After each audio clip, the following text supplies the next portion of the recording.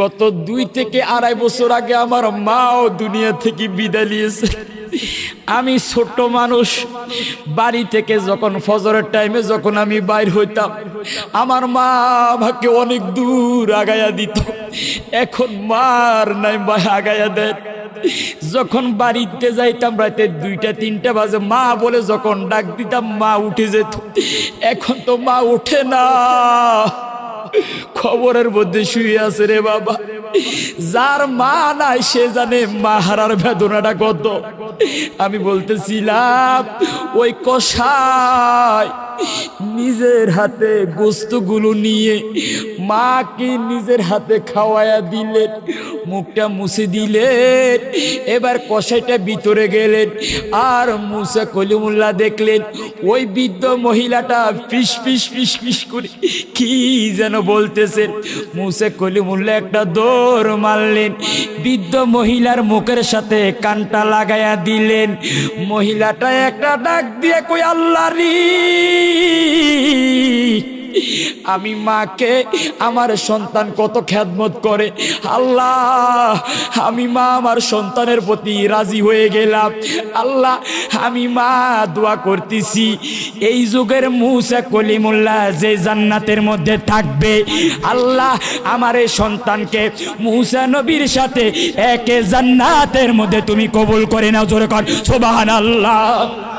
আল্লাহ বলেন বান্দারে, পিতা মাতা যখন বৃদ্ধ হয়ে যাবে ওই পিতা মাতার সাথে তুমি ভালো ব্যবহার করো। ঘোষণা কার? আরো জোরে কর না কার? আমার নবীজির সবচেয়ে আদরের সাহাবী, সবচেয়ে প্রথম সাহাবীর নাম আবু বকর।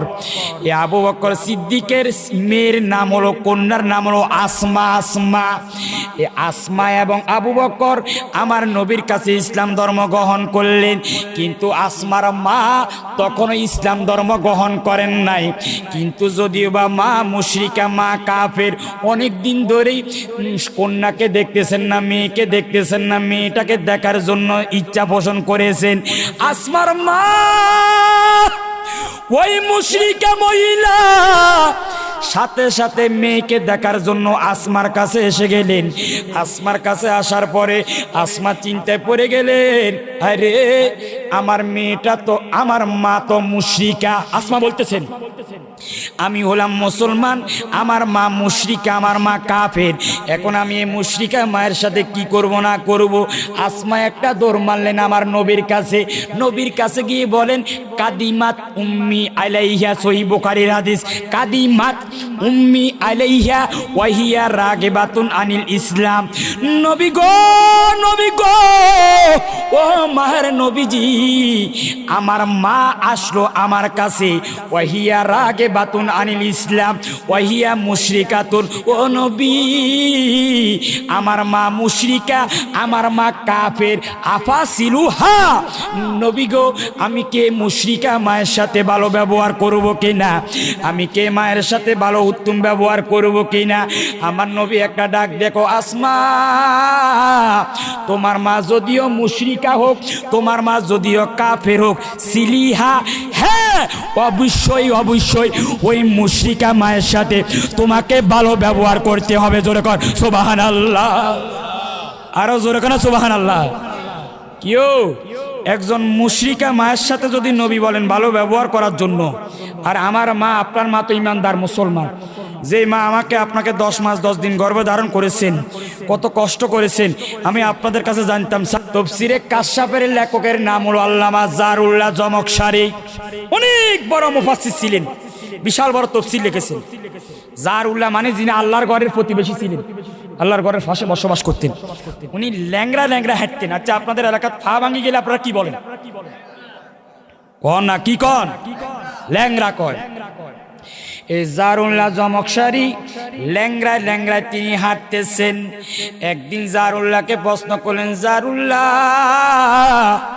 আপনি এত বড় মুফাসসির, এত বড় আলেম, আপনার কাছে জানতাম চাই আপনার পাটা কেন ভাঙ্গা? জারুল্লাহ জমকশারি একটা ডাক দিয়ে বললে, আমি যখন ছোট ছিলাম, ছোট একদিন সন্ধ্যার সময়, সন্ধ্যাকালীন আমি ফাঁকির বাসা থেকে একটা ফাঁকি ধরে ফেললাম। মনোযোগ আসেনি আপনাদের? কথা বোঝা যায়নি? সন্ধ্যা টাইমে কি ধরছে?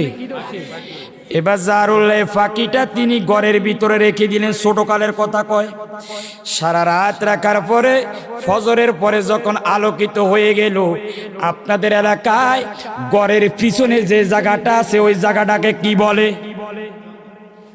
ঘরের পিছনে জায়গাটা কি? আমাদের এলাকাতে বলে হগার। হগার হগার হগার টগার কয় আর কি। আপনারা কি কন? হ্যাঁ, এক দেশের গালি আরেক দেশের বুড়ি আর কি, বাজি কন না, বুঝলেন কথা? এক এক ঘরের পিছন দিয়ে আর কি, এটার কি কয়? ফাগার। আর ঘরের সামনে এটা কি কয়? উঠান। আমরা কই উঠান, বল না কি? এখন জারুল্লাহ বাবারা আমার রাতের বেলা যে ফাঁকিটা ধরলেন, ওই ফাঁকিটা নিয়ে তিনি ঘরের পিছনে চলে গেলেন। অনেকগুলো সুতা নিয়ে, সুতা কনা কি নিয়ে? এবারে সুতাগুলো নিয়ে তিনি ফাঁকির ফায়ের মধ্যে তিনি বাঁধলেন।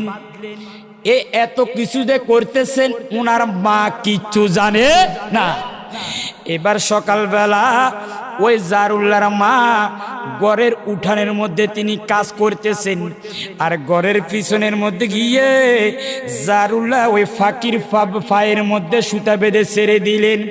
ফাঁকিটা যাইতে যাইতে অনেক উপরে যখন চলে গেলেন, এবার জারুল্লাহ জোর করে একটা টান মারলেন। ওই ফাঁকিটার একটা ফা ভেঙ্গে ওই ঘরের উঠানের সামনে যে মা কাজ করতেছেন ওই মায়ের সামনে গিয়ে পড়ল। এবার মা ওই ফাঁকিটা হাতের মধ্যে নিয়ে বললেন, আল্লাহ, যে লোকটা এই ফাঁকিটার ফা ভাঙছে, আল্লাহ যেইভাবে ভাঙছে, আল্লাহ তুমি তার ফাটা ওইভাবে ভাঙ্গি দিও। এখন এই ঘটনাতে ঘটাইছে এগুলো ওনার ছেলে ঘটাইছে, মা কি এগুলো জানে? মা যদি জানতো তাহলে এই বদদোয়া করতো? মা কয়, আল্লাহ, যে এই ফাঁকির ফাটা ভাঙছে, ঠিক আল্লাহ তুমি তার ফাটা এইভাবে কি করে দিও, ভাঙ্গি দিও। ঠিক কিছুদিন পরে জারুল্লাহ রাস্তা দিয়ে হাঁটতেছেন, হঠাৎ করে ফরি ওই মাদে বদদোয়া করছেন, ওই দোয়া কবুল হয়ে গেছে, ফা ভাঙি গেছে। তার মানে এখান থেকে আমরা শিখলাম, জানলাম, মা বাবা অন্তর থেকে যেটা বদদোয়া করবে ওটা কি হয়ে যাবে? কবুল। আরো জোরে কোন কি হবে? তাহলে মা বাবা কি কষ্ট দেওয়া যাবে? আরো জোরে যাবে। এটা কষ্টর একটা। এবার যদি মা বাবা যদি খুশি হয়ে যায়, তার বিনিময়ে আল্লাহ কি দিবেন? বাবা, আমি আপনাদের কাছে জানতাম চাই, আমরা ইবাদত করি কি জন্য? কনা কি জন্য? আরো জোরে কি জন্য? জান্নাতে যাইতো না? জান্নাতে যাওয়ার জন্য নয় তো, কোন দা আল্লাহর জন্য। হ্যাঁ, জান্নাতের মালিক কে? আরো জোরে কে? আল্লাহ যদি রাজি হয়ে যায় জান্নাতে চিন্তা করুন লাগবো? তাহলে আগে আল্লাহর রাজি করতে হইব। এখন একদিন আমি বলি আপনাকে, দেখেন জান্নাত, সবাই জান্নাত, মা বাবা যদি খুশি হয়ে সন্তানকে দোয়া করে, তাহলে আল্লাহ এই মা বাবার দোয়ার বরকতে সন্তানকে জান্নাত দান করবেন। জোরে কেন সুবহানাল্লাহ। যেমন কেমনি আমি সংক্ষেপে বলি, মুসা কলিমুল্লাহ গরম না নরম? আমার আরো জোরে, গরম না নরম? অনেক গরম নবী, কেমনে পরে বলবো, মন বলার সময় নাই। মুসা নবী একদিন তুর পর্বতে গিয়ে আল্লাহ, আমি কোন জান্নাতে থাকবো? কয় বিশাল বড় এক জান্নাত। কয় সুন্দর না? কেমন? কয় বহুত সুন্দর। আল্লাহ, ওই জান্নাতের মধ্যে কে থাকবে? কয় তোমার লোক একটা কসাই থাকবে, কসাই। আরো জোরে কে? মুসা তো গরম, হে আল্লাহ কি কয় বুঝি কসাই দেখবে? আমি এত বড় একজন নবী। চেয়ারম্যান যদি কয়, চেয়ারম্যানকে যদি বলে, চেয়ারম্যান সাহেব আপনার রিক্সার মধ্যে একটা ফকির বা ডারকে উঠান, চেয়ারম্যান গরম হয়ে যাবে, ফকির কামা আমার কাছে কেন আসবে, শোনো। তো মুসা নবী এত বড় গরম নবী, গরম হয়ে গেছে। এ মুসা গরম হইস না, জোরে কোনা সুবহানাল্লাহ। এবার মুসা কলিমুল্লাহ আল্লাহকে বললেন, আল্লাহ, এ আমার আল্লাহ, আমি ওই কসাইয়ের সাথে একটু সাক্ষাৎ করতাম চাই। আমার আল্লাহ একটা ডাক দেখো, মুসা, অমুক বাজারে অমুক জায়গার মধ্যে কসাইটা আছে। মুসা কলিমুল্লাহ আর দেরি করলেন না, তাড়াতাড়ি চলে গেলেন। বাজারের মধ্যে গিয়ে দেখলেন ওই কসাইটা কি করে? সাইজ করতেছে, গোস্ত কাটে। না কি করে? এবার মুসা কলিমুল্লাহ দাঁড়ায় আছে, সব কিছু কমপ্লিট। সন্ধ্যা যখন হয়ে গেল, এবার ওই কসাইটা মুসা নবী তাকায়া দেখলেন গরুর নরম একটা অংশ নিয়ে ছোট্ট ছোট্ট টুকরা করে একটা প্যাকেটের মধ্যে নিয়ে এবার কাপড়ের খুশির মধ্যে নিয়ে দোকানটা বন্ধ করে এবার বাড়ির দিকে রওনা হয়ে গেলেন মুসা কলিমুল্লাহ। একটা ডাক দিলেন, ওরে ভাই কসাই, আমি একজন মুসাফির মানুষ, আমার এখানে থাকার জায়গা নাই, যদি তুমি দয়া করে আমাকে একটু তোমার ঘরের মধ্যে আজকে রাতটা জায়গা করে দিতা। জোরে কোন সুবহানাল্লাহ। মুসা নবীর উদ্দেশ্য হলো তিনি কেমনে আমার সাথে জান্নাতে থাকবে আমি এটা দেখুম। জোরে কোন সুবহানাল্লাহ। বাবারা আমার, বন্ধুরা আমার, কসাই বলেন কে আপনি? আমি একজন মুসাফির, আমি গরিব মানুষ, আমার গত ছোট্ট ঘর, কোনো সমস্যা নাই, শুধু রাতটা একটু থাকুম। চলেন। এবার মুসা কলিমুল্লাহকে রওনা হয়ে গেলেন। যাইতে যাইতে ঘরের মধ্যে গেলেন। মুসা নবী ঘরের ভিতরে দেখলেন ঘরের মাঝখানে একটা দোলনা দুলতেছে। জোরে কোন সুবহানাল্লাহ। ওই দোলনার মধ্যে তাকায়া দেখলেন একজন বৃদ্ধ মহিলা শুয়ে আছেন, শুধু মুখটা লড়াইতে পারেন। মুসা নবী তাকায়া দেখলেন ওই কসাই বাড়ির মধ্যে গিয়ে, আমি আপনাদেরকে বলেছিলাম গোস্ত দোকান বন্ধ করে আসার সময় কি আনছে মনে আসেনি? কন্যা কি আনছে?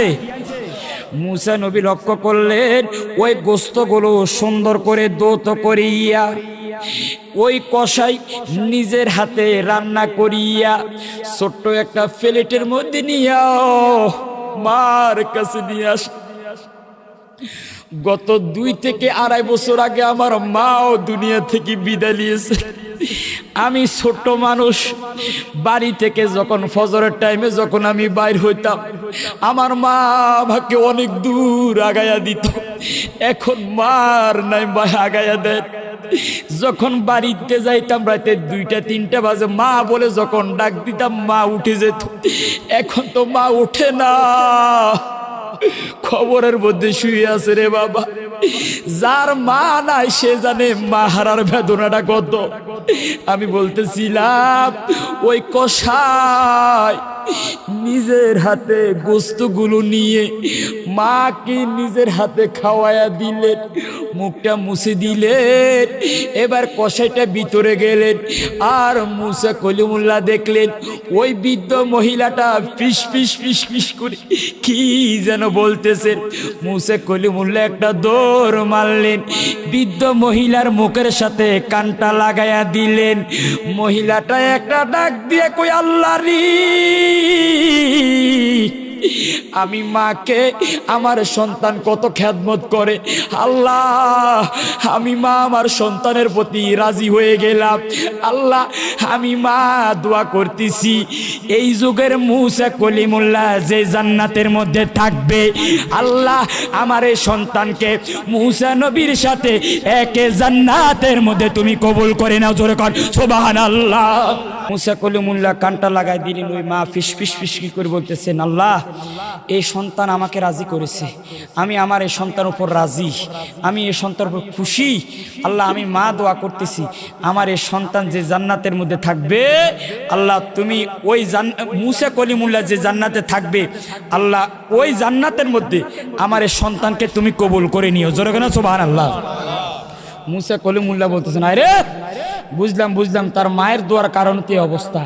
ওই লোককে ডাক দিলে, এদিকে আসো, এ কসাই এদিকে আসো। আসার পরে বলতেছে, আমি এবার আমার পরিচয়টা বলি। কে আপনি?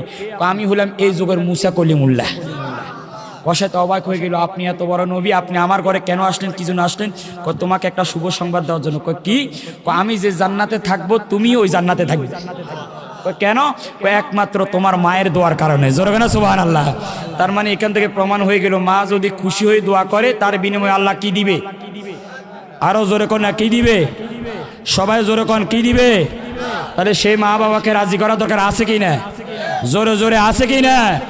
আমি আপনাদের হাতে পায়ে ধরে অনুরোধ করি, বাবা আপনি 1000 কোটি টাকার মালিক, 100 বার হজ করছেন, নামাজ মসজিদ অনেক কিছু করে দিয়েছেন, খোদার কসম আপনার মা বাবা যদি আপনার প্রতি রাজি না থাকে, কোনোভাবে আপনার হে হজ এই নামাজ আল্লাহ কবুল করবে না। আরে 7 লাখ টাকা খরচ করে আমরা মক্কা মদিনা যাই, একজন হাজী সাহেব বলতে পারবে তার হজ কবুল হয়েছে এরকম গ্যারান্টি বলতে পারবে? আরো জোরে বলতে পারবে? কিন্তু আমার মদিনার নবী বলতেছেন কারো ঘরে যদি তার মা বাবা থাকে, যদি একবার যদি মায়ার নজরে তাকায়, হজ্জান মবরুরান, আল্লাহর সাথে সাথে তার আমল নামায় একটা কবুল হজের সওয়াব লিখে দিবে। তাহলে এর চেয়ে বড় নিয়ামত আর কি হতে পারে? সেই জন্য বাবা আমি আপনাদের কাছে অনুরোধ করব, আবেদন করব, যাদের মা আছে, যাদের বাবা আছে, অবহেলা করবেন না, মা বাবার খেদমত করবেন। বিশেষ করে এই ঠান্ডার দিন আপনারা জানেন কত কষ্ট, যদি পারেন নিজে মা বাবাকে গরম পানি করে দিবেন, নিজে কাপড় চোপড় কিনে দিবেন, মা বাবারা বেশি ফান খায় ফানের ব্যবস্থা করে দিবেন, ফল ফাঁকা খাওয়াইবেন। এই দুনিয়া কদিন, আরে বাবা জান্নাত যাওয়া, জান্নাত আপনি দুনিয়াতে অর্জন করতে পারবেন। হুমা জান্নাত হুমা না রুকা, এই মা বাবা দুইজন আপনার দুনিয়াতে জান্নাত, আবার দুইজন জাহান্নাম। যদি খুশি করতে পারেন জান্নাত, যদি বেজার করে দেন তাহলে জাহান্নাম। আল জান্নাতু তাহতা আকদামিল উম্মাহাত, এই পিতা মাতার পায়ের নিচে আপনার জান্নাত। জান্নাত খোঁজার জন্য দূরে যেতে হবে না, মা বাবা ঘরে আছে, খেদমত করবেন, মা বাবাকে খুশি করবেন ইনশাআল্লাহ। 5 ওয়াক্ত নামাজ পড়ে মা বাবা খুশি রাখবেন।